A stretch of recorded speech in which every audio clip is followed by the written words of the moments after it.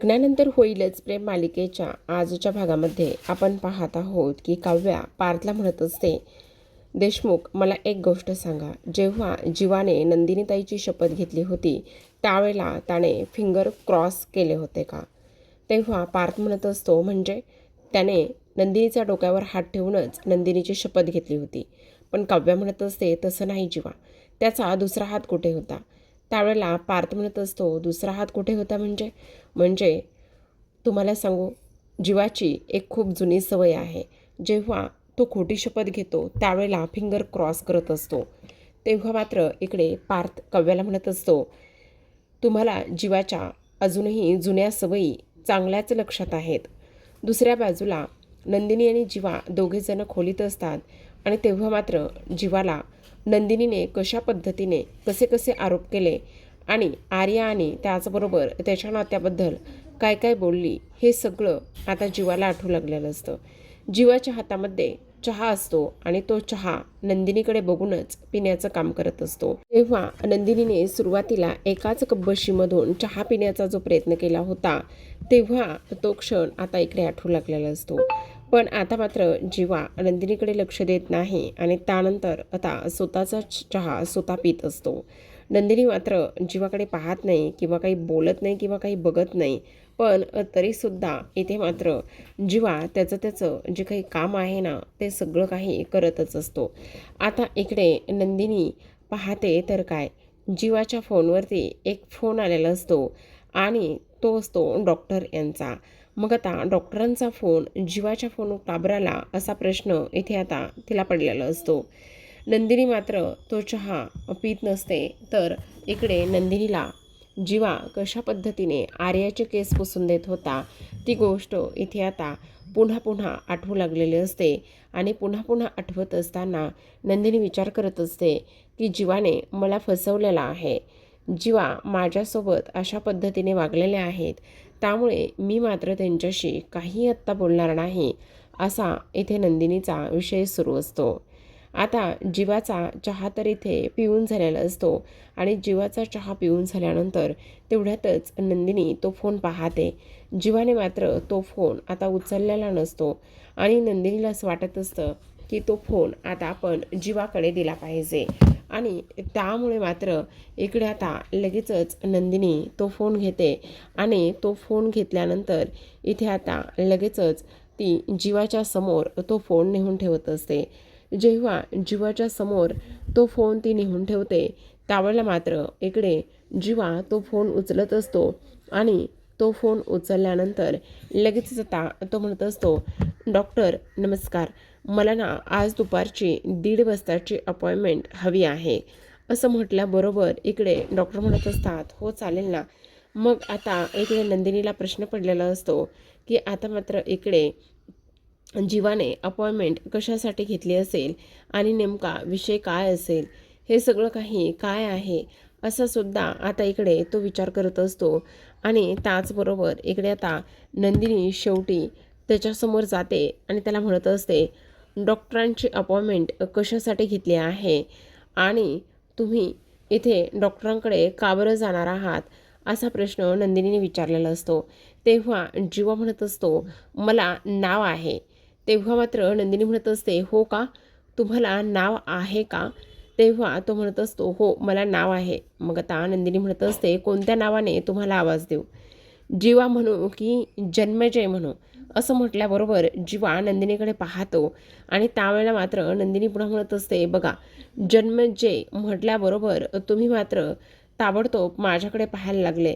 तुम्हाला जन्मेजय हेच नाव आवडतंय वाटतं, बरोबर की नाही?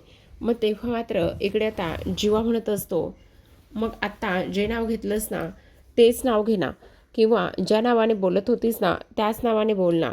पण मग नंदिनी म्हणत असते, नाही ना, तुम्हाला तर हल्ली दुसऱ्यांनी घेतलेली नावं फार आवडायला लागलेली आहेत ना, म्हणून म्हटलं जन्मेजय म्हणू की जीवा म्हणू.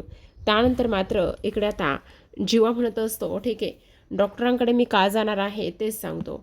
कारण आपण या खोलीमध्येच सरोगेट मदरचा विचार केला होता. याच खोलीमध्ये सरोगेशी करायची की नाही ह्या गोष्टीवर चर्चा केली होती. पण काल रात्री मात्र आपल्या दोघांमध्ये 16 डिसेंबर घडणार, जेव्हा ही गोष्ट तू बोललीस ना, त्यावेळेला मात्र इकडे मी खूप मोठा निर्णय घेतला आहे. जर आपल्या दोघांमध्ये पुन्हा 16 डिसेंबर होणार असेल तर मला ते नको आहे. दुसऱ्या बाजूला मात्र आता काव्या पार्थला मस्का मारत असते. ती म्हणत असते, खरं तर तसं पाहायला गेलं तर माझ्या नवऱ्याच्या सुद्धा खूप काही सवयी आहेत. म्हणजे सकाळी उठल्याबरोबर आरशामध्ये बघून इथे दाढीला शेप देणं, ऑफिसमध्ये गेल्यावर बायकोला रील पाठवणं, त्यानंतर मात्र इथे माझ्यावर असलेलं प्रेम 4-4 वेळा बोलून दाखवणं, आपल्या बेबूची काळजी घेणं, ह्या सगळ्या गोष्टी माझ्या नवऱ्याच्या सुद्धा आवडीच्या आणि सवयीच्या आहेतच की. असं म्हटल्याबरोबर पार्थ आता मुद्दामच मस्का लावून घेत असतो आणि तेव्हा काव्या म्हणत असते, आहे ना, मी बरोबर बोलते ना, असं काही नाही. आणि मुळात देशमुख तुम्हाला एक गोष्ट सांगू का, एखाद्याच्या सवयी आपल्याला माहिती असल्या तर त्या एवढ्या लवकर आपण विसरू शकतो का?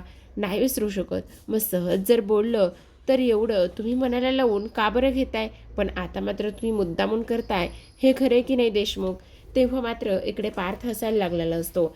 मग आता इकडे काव्या म्हणत असते, झालं झालं, गेला ना तुमचा राग आणि रुसवा, हे सगळं काही गेलेलं आहे ना, असं सुद्धा आता इकडे काव्या म्हणत असते. तेव्हा पार्थ म्हणत असतो, हो हो, राग आणि रुसवा हे सगळं काही गेलेलं तर आहेच, पण एक गोष्ट मात्र नक्की आहे, काही जरी झालं ना तरीसुद्धा काव्या इथे. तेव्हा काव्या म्हणत असते, बरं बरं, ते सगळं काही ठीक आहे, पण काळजी वगैरे करण्याची काही गरज नाही आहे देशमुख, असं सुद्धा आता इकडे ती बोलत असते. आता हे सगळं काही बोलल्यानंतर लगेचच इथे काव्या म्हणत असते, पण हे जरी खरं असलं ना देशमुख, तरीसुद्धा इथे तुम्ही अशा पद्धतीने राग आणि चिडचिड अजिबातच करायची नाही आहे हां बेबोचे बाबा, असं बोलल्याबरोबर आता मात्र इकडे पार्थ म्हणत असतो, हो का, बेबोचे बाबा असं म्हणताय का? पण आता काव्या म्हणत असते, देशमुख एक गोष्ट सांगू का, तुम्ही आत्ता हे सगळं काही बोललात म्हणून मी ह्या सगळ्या गोष्टीवर विश्वास ठेवते खरा, पण एक गोष्ट मात्र नीट लक्षात ठेवा, काही जरी झालं ना तरीसुद्धा इथे मी हे जो काही आपला जीवा आहे ना, जीवाने आणि आर्याच्या नात्याबद्दल तुम्ही जे काही हे सगळं सांगितलं आहे ना, त्या गोष्टीवर मी आत्ता विश्वास ठेवेन.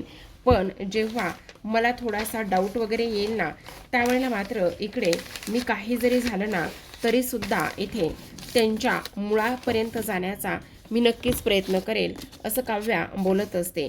आणि हे सगळं काही बोलल्यानंतर आता मात्र इकडे पार्थ म्हणत असतो, काव्या तुम्ही अजिबात काळजी करू नका, सगळं काही व्यवस्थित होईल. तेव्हा काव्या म्हणत असते, माझ्या नंदिनी ताईला होणारा त्रास आणि हे सगळं मी अजिबात पाहणार नाही किंवा मला ते सगळं सहनसुद्धा होणार नाही, असं सुद्धा इकडे आता ती बोलत असते. तर आता इकडे दुसऱ्या बाजूला मात्र इकडे जीवा नंदिनीला ह्या सगळ्या गोष्टी समजावून सांगत असतो. तेव्हा नंदिनी मात्र त्याचं फक्त बोलणं ऐकतच असते. जीवा म्हणत असतो, ह्याच खोलीमध्ये आपण सरोगेट मदरचा विचार केला होता, पण इथे त्या गोष्टीमुळे आपल्या दोघांमध्ये वाद होणार असतील आणि त्यानंतर मात्र आपणच इथे वेगळे होणार असेल किंवा आपल्या नात्यामध्ये दुरावा अंतर येणार असेल तर मला बाबा व्हायचंच नाही आहे. त्यामुळे आज दुपारी मी आर्याला घेऊन त्या हॉस्पिटलमध्ये जाणार आहे आणि ॲबॉर्शन करणार आहे, असं स्पष्टपणे आता इकडे मात्र जीवाने सांगितलेलं असतं. आता हे सगळं काही सांगितल्यानंतर आता इथे जी काही नंदिनी आहे त्या नंदिनीला खूपच मोठा धक्का इथे बसतो. तिला तर कळत नाही की नेमकं जीवा असं काय बोलतायत.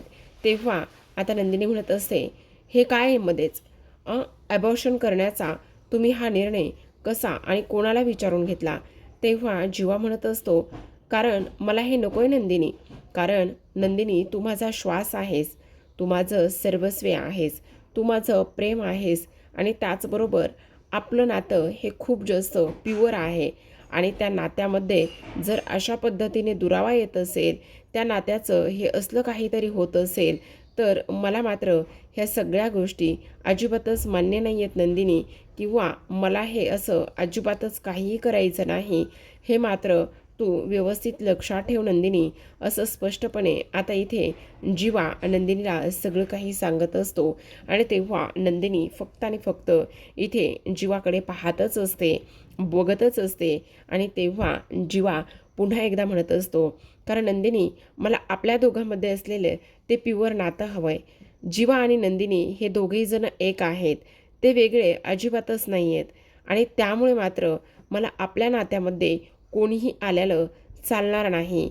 ही सुद्धा तेवढीच महत्त्वाची गोष्ट आहे, हे मात्र तू व्यवस्थित लक्षात ठेव, असं इकडे तो बोलत असतो. आणि त्यामुळेच मी इथे हा जो काही निर्णय घेतलेला आहे, तो हा निर्णय फार विचार करून मी घेतला आहे, असं सुद्धा आता इकडे तो बोलत असतो. तेव्हा मात्र नंदिनीला आता तिच्या वागण्याबद्दल आणि ह्या सगळ्या गोष्टीबद्दल फार जास्त वाईट वाटू लागलेलं असतं की खरंच तिचं किती चुकलं आहे. तेव्हा जीवा म्हणत असतो, हे बघ नंदिनी, मला कळतंय, मला तुला त्रास झालेला मला जमणार नाही आहे, मला तू पाहणारसुद्धा नाही आहे. आणि त्यामुळेच मी हा निर्णय घेतला आहे. काही झालं ना तरी इथे आपण दोघेजणं कायम एकत्र असायला हवं.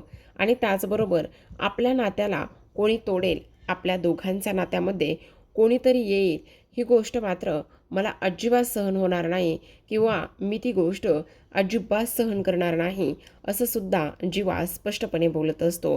त्यामुळे मी हा निर्णय घेतलेला आहे. ना मला आपल्या नात्यात आर्या नको आहे, ना मला आपल्या नात्यामध्ये बाळ हवं आहे. मला आपल्या दोघांच्या नात्यामध्ये काहीही नको आहे.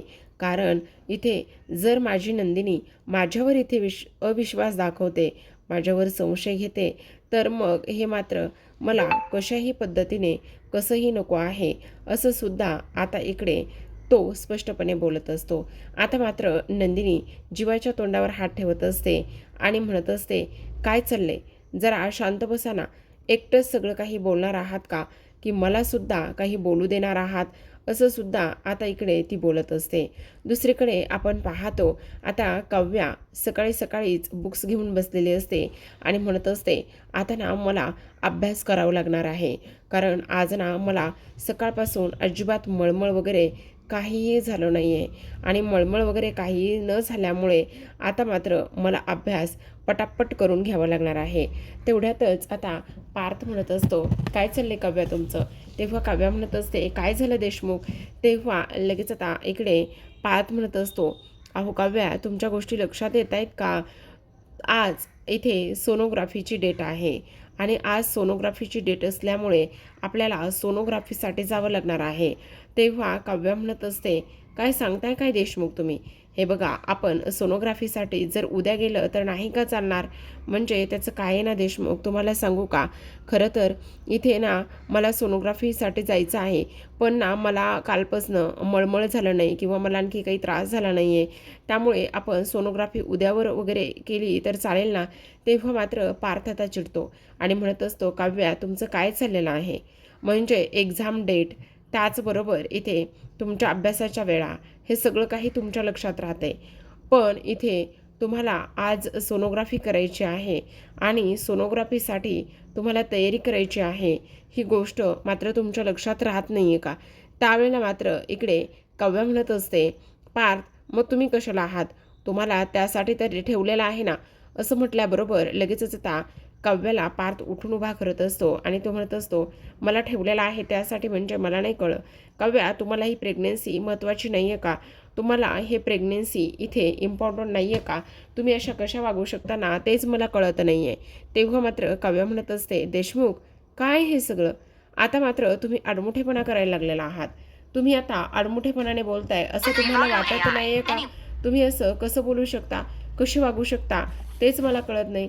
तेव्हा पार्थ म्हणत असतो, म्हणजे मला नाही समजलं. हो, तेच मी तुम्हाला सांगण्याचा प्रयत्न करते. अहो, मला आत्ता त्रास होत नाही आहे आणि त्याचबरोबर जसं मला एक्झाम वगैरे ह्या सगळ्या गोष्टी महत्त्वाच्या आहेत ना, तसंच मला प्रेग्नेन्सीसुद्धा खूप जास्त महत्त्वाची आहे देशमुख. तुम्ही असं का बोलताय आणि का हे सगळं काही असं एवढं ह्याच्यामध्ये घेताय, तेच मला कळत नाही. ठीक आहे, मी अभ्यास नंतर करेल, पण आत्ता मात्र आपण इकडे सोनोग्राफीसाठी जाऊयात, असं म्हणून काव्या आवरण्यासाठी आतमध्ये निघून जाते. काव्या तर आवरण्यासाठी आतमध्ये निघून जाते, पण तेवढ्यातच मात्र आता इथे लगेचच बुक्स जे ओपन असतात ते बुक्स मात्र इथे आता पार्थ बंद करून ठेवण्याचं काम करत असतो. दुसरीकडे आपण पाहतो, इकडे आता नंदिनीने जीवाच्या तोंडावर हात ठेवलेला असतो आणि जीवाला मात्र इकडे ती समजावण्याचं काम करत असते आणि म्हणत असते, बाद झालं आता जीवा, खूप जास्त बोललात. नका ना एवढं सगळं काही बोलू, प्लीज आता मलासुद्धा थोडंसं बोलू द्या ना. तेव्हा मात्र जीवा म्हणत असतो, आता काय बोलणार आहेस तू? तेव्हा नंदिनी म्हणत असते, एकतर तुम्ही असा व्हाईट रंगाचा शर्ट घातला ना खूपच हॉट दिसता. मग मला कळत नाही मी तुमच्याकडे बघू का तुमच्या बोलण्याकडे लक्ष देऊ? खरं तर माझंसुद्धा थोडंसं चुकलंच. आणि हे बघा, बाळ आपल्यासाठी किती महत्त्वाचं आहे ही गोष्ट तुम्हाला माहिती नाही आहे का? तेव्हा मात्र ती म्हणत असते, हो ते तर सगळं काही खरं आहे, पण तरीसुद्धा नाही जीवा, हे बघा आपल्याला बाळ हवं आहे आणि ते बाळ आपल्या आयुष्यात येणार आहे ही सुद्धा तेवढीच जास्त महत्त्वाची गोष्ट आहे. मग आता पार्थ म्हणत असतो, ते जरी खरं असलं ना तरीसुद्धा नंदिनी, मला तुला त्रास देऊन अजिबात कोणतंच काहीच करायचं नाही. तेव्हा मात्र इथे नंदिनी म्हणत असते, बाद झालं ना आता, नका उगाचच हे सगळं काही करू. खरं तर मला कळत नाही मी तरी माझ्या जीवाला आणि माझ्या मनाला कसं समजावू तेच मला काही कळत नाही. कारण जीवा, तुम्हाला सांगू का, इथे हे सगळं अशा पद्धतीने झालं ना आणि त्यामुळे एका पॉईंटला मी सुद्धा थोडीशी टेन्शनमध्येच आले ना. मग त्या सगळ्या गोष्टीमध्ये माझी तरी काय चूक आहे बरं, सांगा बरं मला. असं म्हटल्याबरोबर आता जीवा म्हणत असतो, नाही नंदिनी, तुझी चूक नाहीच आहे, ही चूक खरं तर माझी आहे. एकंदरीत आर्याची सुद्धा कदाचित असू शकते. तेव्हा नंदिनी म्हणत असते, जीवा तुम्हाला सांगू, इथे तुम्ही फक्त आणि फक्त माझेच आहात आणि मी तुम्हाला दुसऱ्या कोणाही सोबत बघू शकत नाही किंवा विचारसुद्धा करू शकत नाही. मग जर मी अशा पद्धतीने हे सगळं काही बोलले, ह्या सगळ्या काही गोष्टी झाल्या, तर यामध्ये चूक माझी आहे का? आणि तेव्हा जीवा म्हणत असतो, तू अगदी बरोबर बोलतेस, तुझी तर चूक नाही आहे, पण तरीसुद्धा नाही जीवा, तरीसुद्धा अजिबात नाही. असं म्हटल्याबरोबर आता मात्र नंदिनी इथे जीवासमोर हात जोडत असते आणि त्याची माफी मागत असते आणि म्हणत असते, प्लीज तुमच्या नंदिनीला एकदा तुम्ही माफ करणार नाही आहे का? प्लीज तुम्ही एकदा तरी तुमच्या नंदिनीला माफ करा ना जीवा. हे बघा, चुकलं आहे माझं, पण प्लीज तुम्ही हे असं सरोगेटचा विचार आणि ॲबॉर्शनचा विचार अजिबात असा करू नका ना. मी काय म्हणते ते एकदा ऐका ना. तेव्हा मात्र इथे आता जीवा लगेचच म्हणत असतो, ठीक आहे. मग आता नंदिनी म्हणत असते, ठीक आहे, मग आता तुम्ही ताबडतोब लगेचच इथे एक काम करा, लवकरात लवकर त्या डॉक्टरांना फोन करा आणि डॉक्टरांना फोन करून असं सांगा की आम्हाला मिसकॅरेज ॲबॉर्शन वगैरे काहीच करायचं नाही आहे, त्यामुळे तुम्ही ताबडतोब इथे फोन लावा. असं म्हटल्याबरोबर आता मात्र जीवा पुन्हा नंदिनीकडे पाहतो आणि तेव्हा पुन्हा एकदा नंदिनी त्याच्यासमोर हात जोडूनच उभी असते आणि त्याला अगदी मनापासून स्वारी म्हणत असते. तेव्हा जीवा म्हणत असतो, हो, पण तुम्ही नंदिनीला माफ करणार आहात की नाही, असा सुद्धा प्रश्न पुन्हा एकदा नंदिनीने जीवाला केलेला असतो. तेव्हा मात्र जीवा म्हणत असतो, माफ तर करेल, पण इतक्यात नाही. तेव्हा नंदिनी म्हणत असते, म्हणजे तुम्ही कसं माफ करणार आहात मला? तेव्हा मात्र जीवा म्हणत असतो, जोपर्यंत तू मला एक घट्ट मिठी मारत नाहीस तोपर्यंत मात्र मी तुला कसलंही माफ करणार नाही. असं म्हटल्याबरोबर नंदिनीला मात्र आता जीवाचा अभिमान वाटू लागलेला असतो. नंदिनी हसायला लागलेली असते आणि हसायला लागल्यानंतर जीवाच्या लगेचच आता इकडे ती मिठीमध्ये शिरते. जेव्हा जीवाच्या मिठीमध्ये शिरते त्यावेळेला मात्र इकडे आता लगेचच जीवा तिला माफ करत असतो. तेव्हा नंदिनी म्हणत असते, झालं, आता मात्र सगळं व्यवस्थित झालं आहे, पण जीवा तुम्ही ताबडतोब इकडे आपल्या डॉक्टरांना कॉल करा. मग त्या जीवा ताबडतोब डॉक्टरांना फोन करत असतो आणि म्हणत असतो की डॉक्टर, खरं तर आत्ता ना मी एक अपॉइंटमेंट घेतली होती, ती अपॉइंटमेंट मला कॅन्सल करायची आहे. का बरं? खरं तर आमचा ना निर्णय बदलला आहे आणि त्यामुळे ती अपॉइंटमेंट रद्द करा, असं जीवा स्पष्टपणे सांगत असतो. आता जीवाने हे सगळं काही सांगितल्यानंतर कुठेतरी जाऊन नंदिनीला थोडंसं बरं वाटलेलं असतं आणि नंदिनीला बरं वाटल्यानंतर आता जीवा म्हणत असतो, पण नंदिनी, आत्ता जरी मी ही अपॉइंटमेंट कॅन्सल केली असली, रद्द केली असली ना, तरीसुद्धा एक गोष्ट मात्र नक्की आहे. नंदिनी म्हणत असते, काय? मला आत्ताच्या आत्ता आर्याकडे जायचं आहे आणि आर्याकडे जाऊन मी तिला ह्या सगळ्या गोष्टीबद्दल विचारणार आहे. तेव्हा नंदिनी म्हणत असते, नको जीवा, हे सगळं करण्याची काही गरज नाही आहे. तेव्हा तो म्हणत असतो, नाही, ती अशी कशा पद्धतीने वागू शकते ना तेच मला काही कळत नाही. तिची हे सगळं काही करण्याची हिंमत कशी झाली? म्हणजे तिने आपल्याला न सांगता इथे एक्झायटी पिल्स कशा काय घेऊ शकली, हेच मला तिला विचारायचं आहे, असं सुद्धा आता इकडे ती बोलत असते. आता हे सगळं काही बोलल्यानंतर मात्र आपण पाहतो इथे लगेचच जी काही काव्या आहे ती काव्या आणि सोबतच पार्थ हे दोघेही जण आता बाहेर निघालेले असतात आणि दोघेही जण सोनोग्राफीसाठी निघाल्यानंतर पार्थ म्हणत असतो, खरं सांगू का काव्या, तुम्हाला सगळ्यात महत्त्वाची गोष्ट, तेव्हा मला ना इथे मोहितेंना ज्या गोष्टी आणि जे काही झालेलं आहे ना त्या गोष्टी पाहून मला तर खरं खूप टेन्शन आलेलं आहे. तेव्हा काव्या म्हणत असते, कसलं आणि कोणतं टेन्शन आलेलं आहे. मग आता लगेचच इथे पार्थ म्हणत असतो, खरं तर तुम्हाला एक गोष्ट सांगू का काव्या, इथे मोहितेंकडे जी काही प्रेग्नेन्सीबद्दल आणि ॲबॉर्शनची हे जे काही सुरू आहे ना त्यामुळे मात्र मला इथे टेन्शन येतं आहे. तेव्हा काव्या म्हणत असते, हे बघा देशमुख, तुम्ही अजिबात काळजी करू नका, काही झालं तरी काही होणार नाही आहे असं सुद्धा काव्या म्हणत असते. आणि तुम्हाला सांगू का, मी आपल्या बाळाची आणि त्याचबरोबर आपली व्यवस्थित काळजी घेणार आहे असं सुद्धा ती बोलत असते. आता हे सगळं काही बोलल्यानंतर मात्र इथे पार्थ म्हणत असतो, काव्या, तेच तर मी तुम्हाला सांगण्याचा प्रयत्न करत आहे की काही जरी झालं ना तरीसुद्धा इथे मला टेन्शन येत आहे.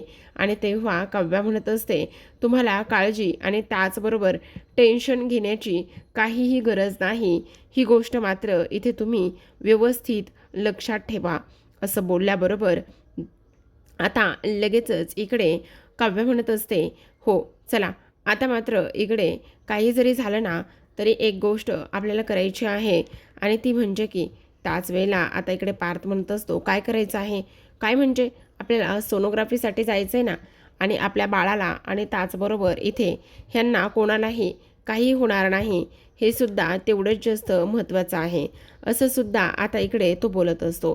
तर आता प्रेक्षकांनो इकडे दुसऱ्या बाजूला मात्र जेव्हा पार्थ म्हणत असतो, खरं तर मला जे व्हायला नको होतं तेच झालेलं आहे. तर आता घरी आल्यानंतर रम्या म्हणत असते, काव्या, तुला तर आता एक्स्ट्राची काळजी घ्यावी लागणार आहे.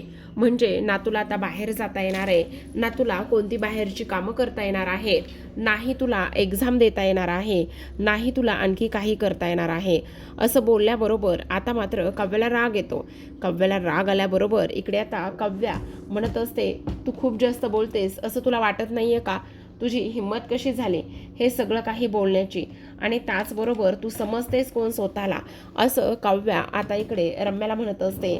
आणि धावतच तिच्या अंगावर जाते आणि धावतच तिच्या अंगावर गेल्यानंतर इथे तिला म्हणत असते, मी काव्या आहे काव्या, मी नवीन पिढी आहे, समजलं का तुला, आणि मी नवीन पिढी असल्यामुळे तू ह्या सगळ्या गोष्टी मला काय करायच्या आणि काय नाही हे अजिबातच सांगायचं सुद्धा नाही, हे मात्र तू व्यवस्थित लक्षात ठेव असं सुद्धा स्पष्टपणे आता इकडे ती तिला बोलत असते. आणि हे सगळं काही बोलल्यानंतर सगळेजण काव्याकडे पाहतच असतात की हे सगळं काही काय आहे आणि त्याचबरोबर आता इथे काव्या अशा पद्धतीने कशी काय बोलू शकते हे सगळं आता इकडे ती लोक पाहतच असतात. तर आता प्रेक्षकांनो इथे मात्र काव्याने हे सगळं काही सांगितल्यानंतर पार्थला सुद्धा आता इकडे थोडंसं टेन्शन आलेलं असतं की हे सगळं काही काय आहे म्हणून. तर आता अशाच नवनवीन मालिकांचे अपडेट्स आणि त्याचबरोबर रिव्ह्यू जाणून घ्यायचे असतील, पाहायचे असतील तर नक्की चॅनलला सबस्क्राईब करा. आणि त्याचबरोबर आता इकडे रम्याची काव्या कशी वाट लावेल हे सुद्धा पाहणं तेवढंच जास्त इंटरेस्टिंग असणार आहे. तर पाहत रहा लग्नानंतर होईलच प्रेम. भेटूयात उद्याच्या भागामध्ये. तोपर्यंत धन्यवाद.